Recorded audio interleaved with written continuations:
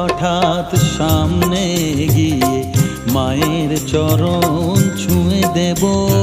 ভেবো না হঠাৎ সামনে গিয়ে মায়ের চরণ ছুঁয়ে দেব।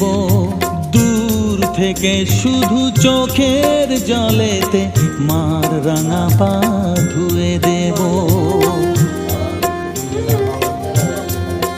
শুধু আরতি যখন করবে মার পূজা দীপ তুলে ধরবে।